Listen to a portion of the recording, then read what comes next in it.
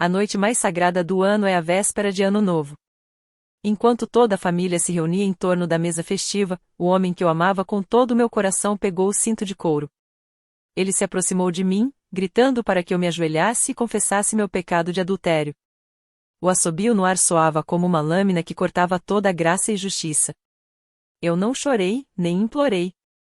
Apenas silenciosamente peguei o pendrive e o conectei à grande TV da sala. Ao som dos fogos de artifício, reinou um silêncio mortal na casa quando minha sogra e o marido da minha amante, sim, o marido da irmã do meu marido, apareceram na tela em uma pose que faria as avós na porta ficarem verdes de inveja, material para a fofoca do ano inteiro. Como cheguei a esse beco sem saída? A nora que sempre foi submissa e obediente. E como esse vídeo caiu nas minhas mãos? É tão chocante.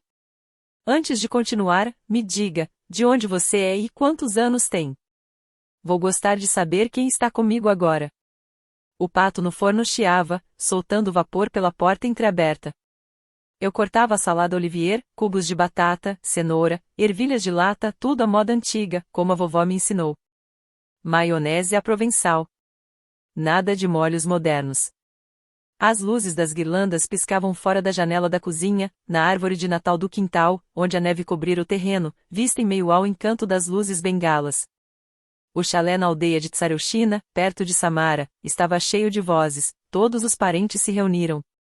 Tios com barrigas e piadas, tias com últimas novidades, primos com esposas, sobrinhos que já tinham conseguido quebrar uma decoração da árvore e culpar a nora. Eu era a nora da família há 5 anos. Ensinei-me a permanecer em silêncio, ser paciente, sorrir até que as maçãs do rosto doam. Olhava para meu marido, Andrei, com amor ou com o que eu tomava por amor, convencendo-me de que todas essas humilhações valiam a pena enquanto a família estivesse em paz. Deus, que tola e ingênua eu fui. Nossa, Zenesh é tão boa e trabalhadora.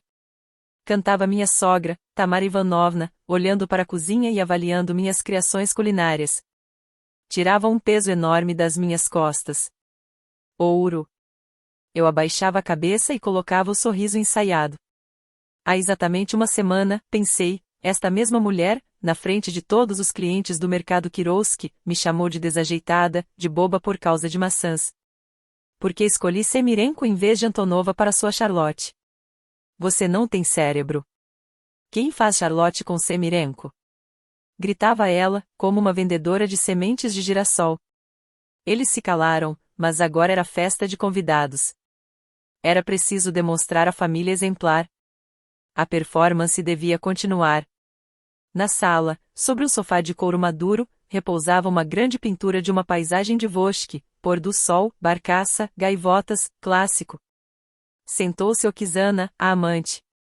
Uma mulher bonita, se for para ser sincera, mas sempre meio apagada, como uma lâmpada de 40 watts em vez dos 100 necessários. Ao lado dela, seu marido, Eduard. Este espécime merece descrição à parte, extrovertido, eloquente, impecavelmente vestido mesmo para um jantar em família, sorriso com 32 dentes. O genro ideal aos olhos de Tamara Ivanovna. Sua sogra sempre o comparava com meu Andrei. Vejam, é assim que um homem deve ser, ambicioso, bem-sucedido, dirige sua empresa de materiais de construção, dirige uma Canri, enquanto você anda na sua granta surrada. E um Andriusha. Um fraco e medroso, assim como o falecido pai, só que sem sua força. Peguei uma saladeira de cristal com a salada Olivier, outra soviética, do aparador da minha sogra, e arrumei os petiscos. A gelatina tremia como a minha paciência. O arenque à moda sob o casaco brilhava em camadas. Deixei o celular na beira da mesa, mãos ocupadas com a fenda do nariz. Voltei para a cozinha pelo pato. O aviso soou. Um som normal, como centenas por dia. Não dei atenção. Quando voltei com o prato, o pato estava dourado, com maçãs e ameixas. Andrei já segurava meu telefone. Seu rosto, há um segundo jovial e festivo, corado pelo primeiro copo, estava petrificado. O sorriso desapareceu, como se alguém tivesse apagado a luz da sala. Andriusha, você? Perguntei, colocando o pato na mesa. O que aconteceu? Ele não respondeu. Silenciosamente, foi para a sala, onde todos assistiam ao discurso de Ano Novo do presidente. Um arrepio percorreu minha espinha, daquele tipo que te diz que algo está prestes a acontecer. O relógio marcou meia-noite. Os sinos contaram os últimos segundos do ano que se despedia. Todos pularam com as taças, o tilintar do champanhe começou, alguém estendia a mão para brindar. Esperem um minuto, latiu Andrei de repente. Sua voz soava estranha, rangendo como uma dobradiça enferrujada. Tenho algo a dizer. Chamou-me com um gesto e jogou o telefone na mesa, deslizando pelo toalha e quase derrubando um copo. Explique quem é esse homem que te escreve à meia-noite. Você está me traindo? Ele estava atônito.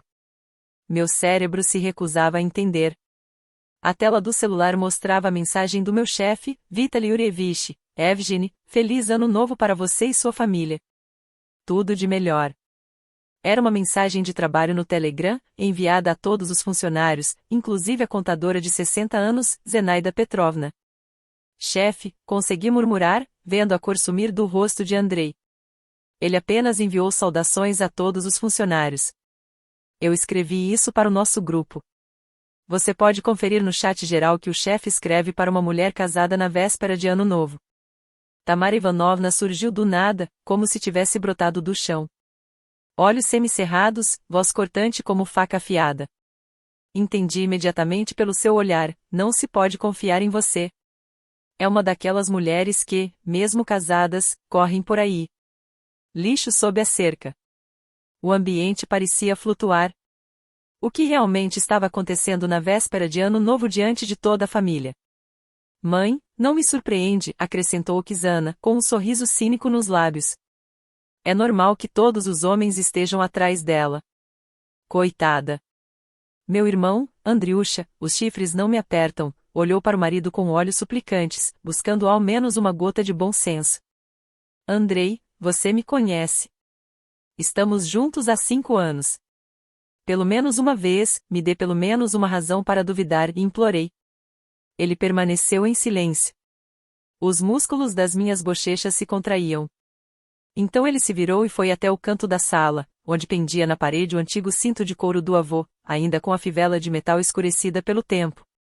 Era uma relíquia familiar, usada para educar os culpados.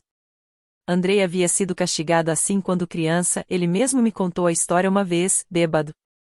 Agora ele retirou o cinto da parede. O ranger do couro se espalhou pela sala silenciosa, assustador, seco, como ossos estalando. De joelhos, rangendo os dentes, olhos vermelhos, veias nas têmporas saltadas, eu me ajoelhei diante de toda a família, diante do retrato do pai, pronta para confessar meu pecado, quantas vezes estive com ele. As lágrimas rolavam pelo meu rosto, ardentes e furiosas. Meu corpo tremia em um leve arrepio. Eu não fiz nada. Juro por Deus, nada. Por favor, não. Nenhum dos 20 parentes interveio. Tio Cole afundou na cadeira. Tia Lilba desviou o olhar dele. Primo Sacha encarava o prato de salada Olivier como se ali estivessem as respostas para todas as perguntas do universo. Tamara Ivanovna permanecia com um sorriso de vencedora. Finalmente, essa atrevida teria seu castigo. As crianças ficaram em silêncio, sem entender o que acontecia. Ninguém, absolutamente ninguém disse uma palavra em minha defesa. E então algo dentro de mim estalou, mas não quebrou, estalou como gelo sob os pés. Todo o amor, paciência e esperança dos últimos 5 anos se esfarelaram em pó fino. Meu coração não doía mais. Congelou, transformou-se em um pedaço de carne gelada. Eu não era mais uma ovelha, esperando mansamente pelo abate. Em algum lugar dentro de mim, uma fera despertou. A mão deslizou para o bolso do cardigan. Meus dedos encontraram um pequeno pendrive preto com as gravações que eu guardava para um caso assim. Um dia negro havia chegado. Pois bem, se é assim, vamos jogar alto. Endireitei-me, enxuguei as lágrimas com o dorso da mão e olhei diretamente nos olhos de Andrei, ele parecia ver algo neles pela primeira vez, algo que o fez estremecer. Caminhei lentamente até a TV. Para onde você vai? Disse minha sogra, com desprezo. Que novo espetáculo é esse? Vai nos cantar uma música triste? Para amolecer meu coração? Em silêncio, conectei o pendrive na entrada da TV e peguei o controle remoto. A tela se iluminou, refletindo um brilho azulado em meu rosto. Eu não desempenhava mais o papel de nora submissa, agora eu era a diretora deste espetáculo, e a performance prometia ser inesquecível. Zênia, o que você está fazendo? Andrei perguntou confuso. O cinto em sua mão perdeu força instantaneamente. Não piore a situação. Vá com calma, repetiu, surpreso com a firmeza da minha voz. Eu mesma me espantei com a clareza e a firmeza. Diga-me, Andrei, o que poderia ser pior? Pior do que ser falsamente acusada de traição, humilhada e quase espancada pelo próprio marido diante de todos os parentes na véspera de Ano Novo? E agora, Tamara Ivanovna? Continuei, olhando fixamente. Choramingou? Que mais você tem a reclamar? Está pronta? Você envergonhou sua família com sua fornicação. Andrei, bate nela de uma vez, finalmente, filho. Apertei o botão de reprodução. A sala de estar familiar surgiu na tela. Esta mesma casa, este mesmo sofá cor de cereja madura, a mesma pintura com a paisagem de Voschk na parede. A gravação era da câmera de segurança, exatamente aquela que minha sogra instalara depois que 3 vizinhos da aldeia cercaram a propriedade diversas vezes no verão, para a segurança, dizia ela. Nunca se sabe quem vai invadir, e nós estaríamos na dacha ou fora. Zênia, você é jovem e entende de tecnologia, ela tinha dito. Agora, esse conhecimento estava em minhas mãos. Configurei tudo ali. Instalei, conectei ao Wi-Fi, configurei o aplicativo nos celulares e expliquei como acessar o arquivo. Eu sabia todas as senhas, como um membro da família que era o suporte técnico desta família, onde ninguém sabia distinguir um roteador de uma torradeira. 3 meses atrás, minha sogra me pediu pessoalmente para verificar suas gravações, estava faltando a corrente de ouro. Culparam a faxineira, Gália. Olhei, Zene, quando essa coruja estava sozinha em casa. Talvez eu tenha filmado alguma coisa.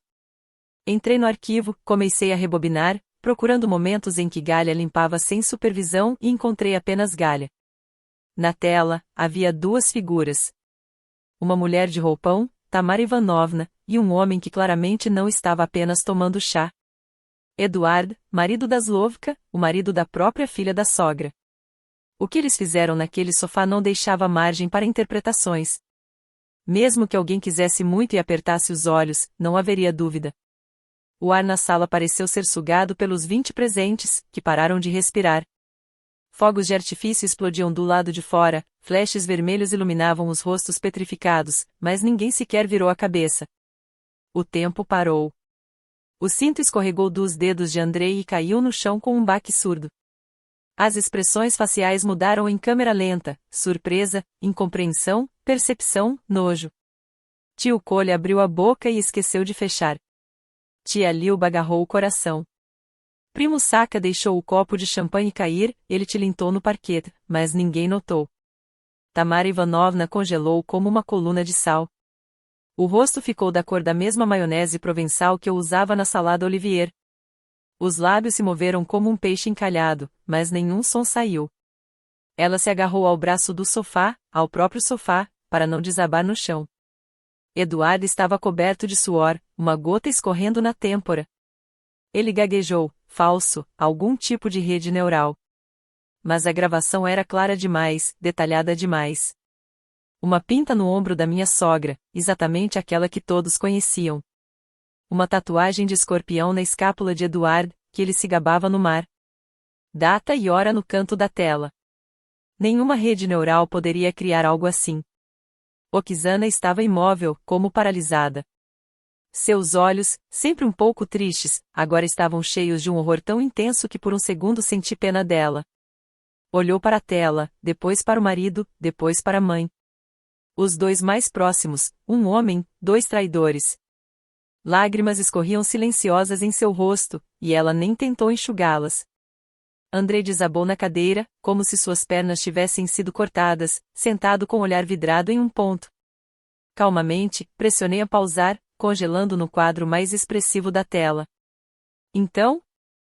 Perguntei, circulando a sala com o olhar. Surpresa, minha querida sogra. Meu caro senhor? Como posso dizer isso de forma mais delicada? Minha amante, Tamara Ivanovna. Este vídeo é para você. Não lembra de nada? Ainda muito, várias semanas, de diferentes ângulos e com som.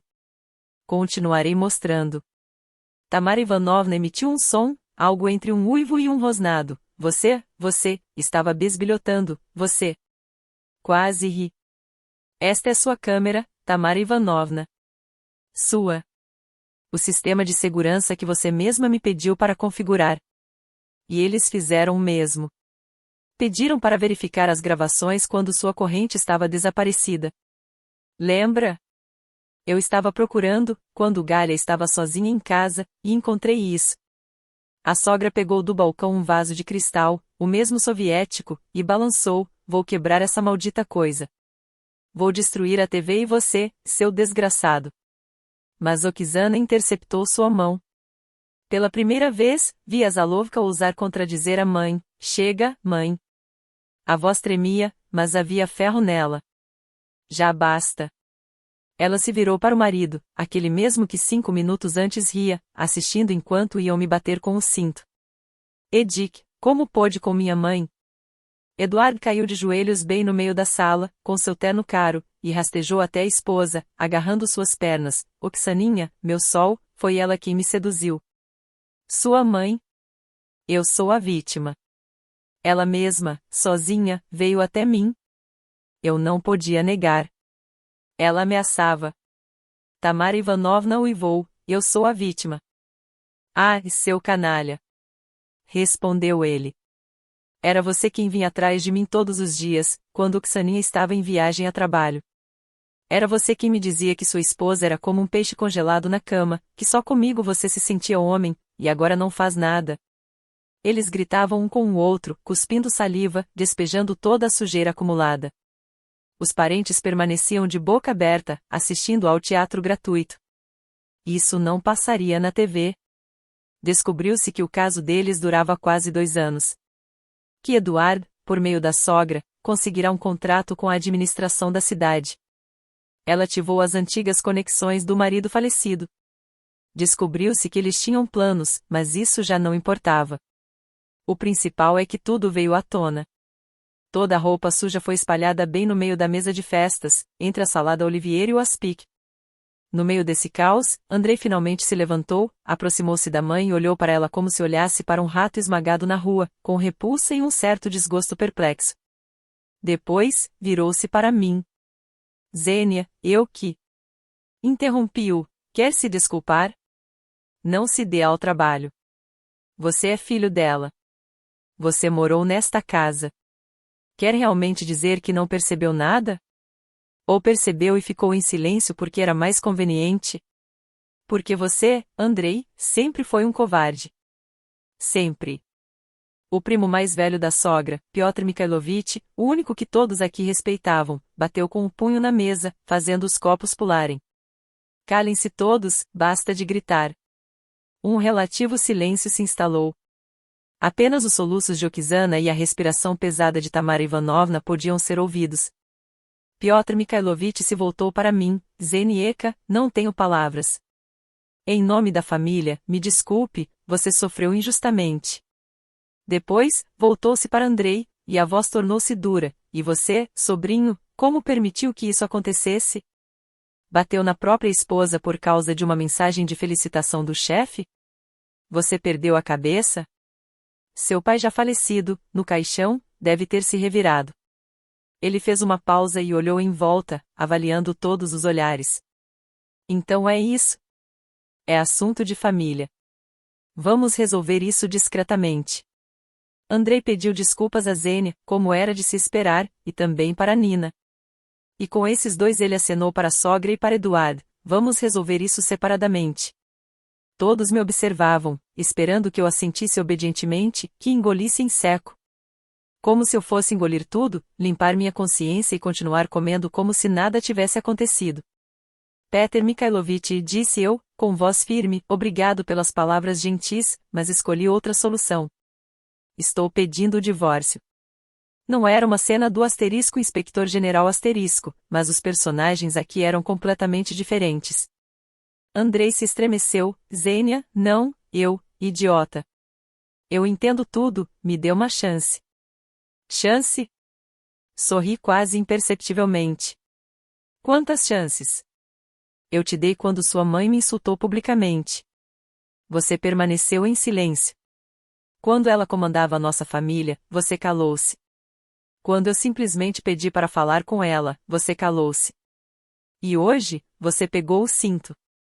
Naquele instante, Andrei, meu amor por você morreu, e está além de qualquer ressurreição. Eu contatei todos. Cópias das gravações estão com o advogado e em locais seguros. Se alguém tentar me pressionar ou interferir no divórcio, elas serão usadas como prova no tribunal, e o juiz decidirá quem está errado aqui e a quem devo algo. Na mesma noite, fiz minha mala. Não demorou muito. Surpreendentemente, acumulei poucas coisas minhas em casa. A sogra, a cada oportunidade, lembrava que tudo ali era dela, móveis, louças e até mesmo uma panela. Pois que engasgue com suas próprias panelas. Andrei ficou de guarda na porta. Seus olhos estavam vermelhos e inchados. Zênia, espera, vamos pelo menos conversar. Deveríamos ter conversado antes. 5 anos. É muito tempo. Você não me ouviu nenhuma vez. Afaste-se, disse eu. Ele deslizou pela parede e agarrou meus joelhos. Não posso viver sem você. Você é tudo para mim, por favor. Olhei para ele de cima a baixo. Se eu sou tudo para ele, por que ele nunca me defendeu? Se eu sou tudo para ele, por que, por motivos tão simples, ele estava pronto para me bater com um cinto por causa de uma mensagem de felicitação? Se eu sou tudo para ele, por que sempre me senti como uma serva na casa de outra pessoa? Você não me ama, Andrei, você ama a ideia de mim, uma esposa confortável, paciente, silenciosa e sorridente. Mas eu sou uma pessoa de verdade, e estou indo embora. Desprendi suas mãos e chamei um táxi. Fui visitar minha amiga Lenka, no bairro de Oktyabrski. Ela abriu a porta às 3 horas da manhã. Vi minha mala, toda despedaçada, e ela silenciosamente colocou a chaleira para ferver. Isso é o que significa um amigo de verdade, nenhuma pergunta, apenas chá preparado e um sofá na sala. O divórcio foi finalizado em 1 mês. A antiga família não se mexeu, com medo de que as gravações surgissem. Recebi a minha metade do que economizamos juntos, cerca de 1 milhão de rublos, mais a minha parte no carro que Andrei comprou. Sem escândalos, sem batalhas legais, troca limpa. Estou em paz. Eles não interferem. Nos primeiros meses, Andrei me transferiu 30 mil rublos. Sem pensão. Não temos filhos. Era isso. Apenas traduzi com uma nota, desculpe-me. Minha consciência aparentemente despertou. Não recusei. Considerei isso uma compensação pelo trabalho gratuito para a família dele. Aluguei um apartamento de 1 quarto na área industrial, pequeno, mas meu. Nenhuma sogra iria aparecer para inspecionar, e estava limpo, eu lavei o chão. Consegui um novo emprego em uma agência de marketing. Salário, 70 mil rublos, quase o dobro do que ganhava antes. Descobri que, quando não se gasta energia sobrevivendo em uma família tóxica, sobra força para a carreira. Li livros, caminhei pela orla do Volga, contemplei o pôr do sol e, pela primeira vez em muitos anos, senti que podia respirar profundamente novamente. Enquanto isso, na aldeia de Tsarushina, o fogo ardia. Não havia como esconder o que tinha acontecido. Os parentes espalharam a história para todos os conhecidos. Até a primavera, a sogra e o próprio genro eram motivo de fofoca em todos os quintais. Eduard desmoronou. Primeiro, perdeu os contratos, quem quer trabalhar com alguém de reputação tão manchada? Depois, começou a beber. Uma noite, completamente bêbado, ele dirigiu e atropelou um homem na faixa de pedestres. Pegou 7 anos de regime fechado. Assim acabou o empresário de sucesso, o orgulho da família. Oksana pegou o filho e foi visitar uma amiga primeiro, depois se mudou para Kazan, longe da vergonha. Às vezes, ela me escrevia no Telegram. Sem sarcasmo, apenas uma gratidão cansada, você abriu meus olhos. Obrigada. Tamara Ivanovna desmoronou. Depressão, insônia, crises nervosas. Andrei acabou internando-a em um dispensário psiconeurológico. Natasha, a rainha das sogras, agora sentava-se de bata hospitalar olhando pela janela com os olhos vazios. E Andrei ficou sozinho na enorme casa vazia. Vendeu parte do terreno para pagar o tratamento da mãe. Ligou para mim, bloqueei o número. Escreveu nas redes sociais, fui eu quem o bloqueou. Mas ainda havia algo que eu não havia perdoado. Não a traição, que traição, se nem eu nem o sinto traiu? Mas o silêncio dele. 5 anos de silêncio, 5 anos de covardia, 5 anos em que escolheu a mãe em vez da esposa. E eu descobri como dar um fim a isso. Meu falecido pai tinha um amigo, Fyodor Stepanovich, um ex-engenheiro, um homem decente, daqueles que ainda lembram o que é honra. Encontrei-o por amigos, liguei, contei toda a história e enviei o vídeo. Ele ficou em silêncio por muito tempo, então disse baixinho, Oleg não sobreviveria a isso. Graças a Deus, ele não viveu para ver. Pedi apenas uma coisa, que mostrasse o vídeo a Andrei pessoalmente, no aniversário da morte de seu pai. Que ele encarasse a verdade e refletisse sobre o que seu pai diria se soubesse no que a família havia se transformado. Aquele dia era final de outono, frio e chuvoso. Fyodor Stepanovich ligou para Andrei após a homenagem e mostrou as gravações no tablet. À noite, me chamaram, Zênia, a voz do velho estava cansada. Eu fiz o que você pediu, Andrei chorou. Pela primeira vez em muitos anos, dizem, ele sentou-se no quintal, na chuva, e chorou como uma criança. Depois disso, Andrei parou de me procurar. Enviou apenas uma mensagem, desculpe-me. Eu não respondi, mas entendi, chegou até mim. Finalmente entendeu. Ele vendeu a casa. Dividiu o dinheiro, uma parte para a mãe, outra para o Kizana pelo filho. Eu me mudei para um apartamento de um quarto na região de Kirovsk e consegui emprego como mestre de obras. O filho de uma família respeitada se transformou em um trabalhador comum, por fazer, cansado, envelhecido 10 anos em um. E eu segui minha vida. Em uma reunião de clube do livro, conheci Kirill na biblioteca Lene, um arquiteto divorciado 6 anos mais velho. Ele não perguntou sobre o passado. Só queria saber quais livros eu lia. Eu o amei, e por isso ria de suas piadas bobas. Caminhávamos pela orla, tomávamos café em uma pequena cafeteria na Leningradskaya, conversávamos por horas, e de repente percebi que era assim que a vida deveria ser. Nos casamos 1 ano depois. Silenciosamente, modestamente, apenas pais e parentes próximos. Sem marido com cinto, sem sogra com exigências. Nasceu Sônia, pequena, tagarela, com os olhos do papai. Comprei um apartamento com financiamento no distrito de Soviet. Meu salário subiu para 120 mil, fui promovida a gerente de departamento. A vida melhorou. Um dia, no fim de semana, Kirill e eu fomos às compras na rodovia de Moscou.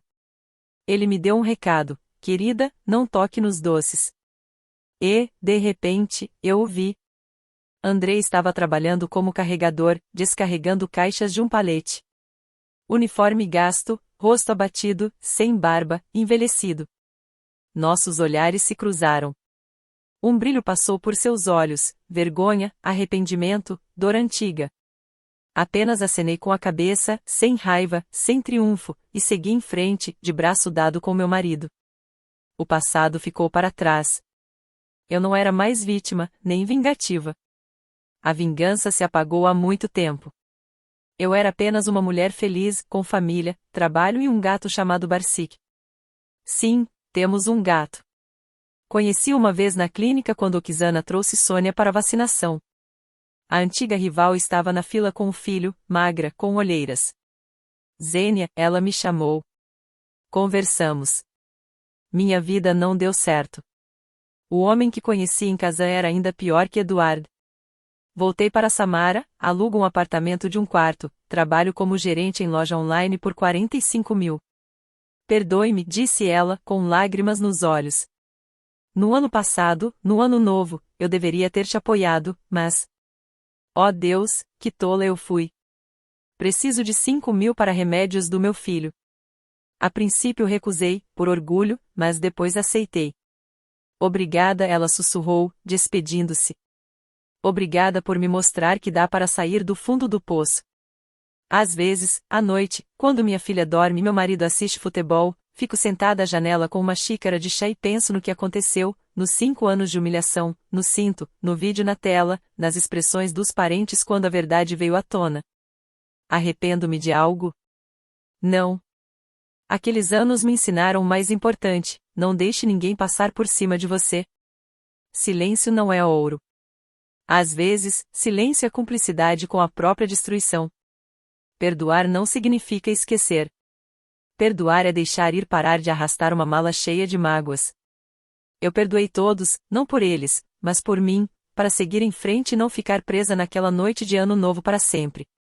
Agora tenho tudo: um marido amoroso, uma filha risonha, um trabalho que gosto e um gato que se considera dono do apartamento. Pequenas alegrias, panquecas de domingo, passeios no Parque Gagarin, os desenhos da Sônia no refrigerador se tornaram a maior riqueza. Depois de toda tempestade, vem a calmaria.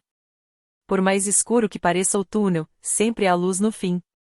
O importante é seguir em frente, não parar, não desistir e lembrar: você nunca estará sozinho. E o cinto? O cinto ainda está lá, jogado no chão daquela noite. Espero que tenha sido jogado fora.